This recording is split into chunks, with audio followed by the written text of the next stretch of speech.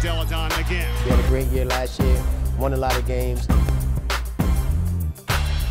Happy Friday, CAA Hoops fans, and welcome back to another edition of CAA Hoops Weekly. I'm your host, Bobby Broyles, along with my colleague, Rob Washburn. March Madness has officially arrived here in the CAA, and 7 teams will go at it this weekend at the Richmond Coliseum, with the winner being crowned conference champion and punching that ticket to the NCAA tournament. Rob, the seeds are set, and it's certainly a wide-open field this year. Yeah, and talking with all the coaches this week, I think there's a general consensus that this might be the most wide-open tournament in CAA history. We talked a little bit about last week about how close the games have been. Of the last 16 conference games played during the regular season, 10 of them decided by 3 points or less. And then the majority of the teams in the conference this season have had better records this season on the road than at home. So everybody should feel good about their chances of succeeding on a neutral court. And one other interesting note as we go into the championship, Bobby, there's not a single player or coach that's ever cut down the nets on Monday night at the Richmond Coliseum. So there should be a tremendous amount of excitement as all these teams aim for a bid to the NCAA tournament. Well, let's get started, Rob, with the triple-header quarterfinal action beginning on Saturday at 3:30 on many Comcast Sportsnet regional outlets. It will be last year's runner-up, the 5th-seeded Drexel Dragons, and the 4th-seeded George Mason Patriots. The winner moves on to take on the regular season champion and top-seeded Northeastern Huskies. Yeah, what a game to get this tournament started. The two teams split their regular season matchups with each winning on the other one's home court. In Fairfax, Drexel overcame a 20-point deficit in the first half and came back to win 58-54 as Damian Lee scored 29 points. In Philadelphia, it was Vertrail Vaughns coming off the bench to score 14 points as the Patriots rallied for a 68-62 victory. One key to this matchup might be the rebounding battle. Drexel beat the Patriots 39-28 on the glass in their win in Fairfax.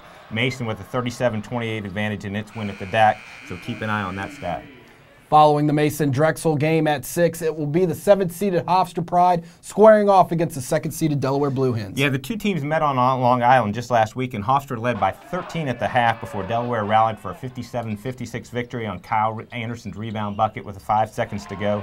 Musa Kone, who's moved into the starting lineup due to injury, had 18 points in that game, followed with 20 on Saturday, so he's playing real well for the Pride. Now, when the two teams met in Delaware early in January, Delaware got 53 points from its starting backcourt of Devon Sadler, Jarvis Street, and Kyle Anderson in a 69-54 win. 6 of Delaware's last 7 games have been decided by 2 points or less. They're 5-1 in those games. Despite being the number 7 seed, Hofstra's been involved in 10 games this season decided by 5 points or less, so they've shown they can play with anyone. Expect a tight game in this one. The Hofstra-Delaware matchup will be broadcasted live on several Comcast Sportsnet regional outlets, WCAU in Philadelphia, and Verizon Fios One Sports on Long Island. Then in the nightcap at 8:30, it will be a rematch of last Saturday's thriller as the 3rd-seeded JMU Dukes and the 6th-seeded William & Mary Tribe meet on the Comcast Sportsnet family of networks. Yeah, William & Mary jumped out to a 19-point lead behind a tremendous effort from Marcus Thornton in the first half, but JMU rallies over the second 20 minutes. They get a career-high 36 points from senior guard A.J. Davis and pull out a 69-67 win. It was also Davis who came up big with 27 points as the Dukes topped the Tribe 81-71 in Harrisonburg. Both teams shot well in both games, so you can expect plenty of offense in this one. It's interestingly, it's the 4th time in the last 5 years that these teams have played at the CAA tournament. William & Mary has won 2 of the last 3 matchups. For JMU, it's their best tournament seed since 2000, while the Tribe looking to reach the title game for the 3rd time in the last 6 years. That is your preview of Saturday's quarterfinal action of the 2013 CAA Men's Basketball Championship.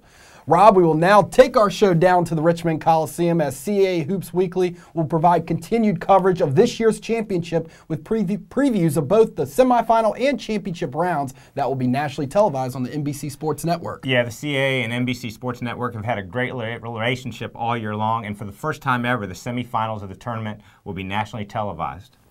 Fans, we want to let you know that the CAA will announce its conference men's basketball awards at tonight's men's basketball championship banquet. There are many ways that you, the fans, can follow the action at this evening's awards banquet. Of course, you can follow us on Twitter at CAA Sports and like us on Facebook at facebook.com/CAA Sports.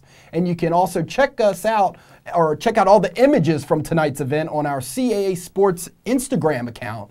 Also with all the banquet videos being made available on our YouTube page at youtube.com/CAA Sports Productions. Yeah, the CAA Awards Banquet is always a nice affair, a lot of excitement, and the players are honored for their work during the regular season, and we hope the fans will check out all of our post-banquet coverage. Well, that is going to do it for today's show. Remember that you can find our show and much more video content from around CAA sports on our new home, CAA.tv. Rob, it's now that time. The madness has begun. Let's head to the Coliseum. Can't wait, Bobby. Let's go. Let's go.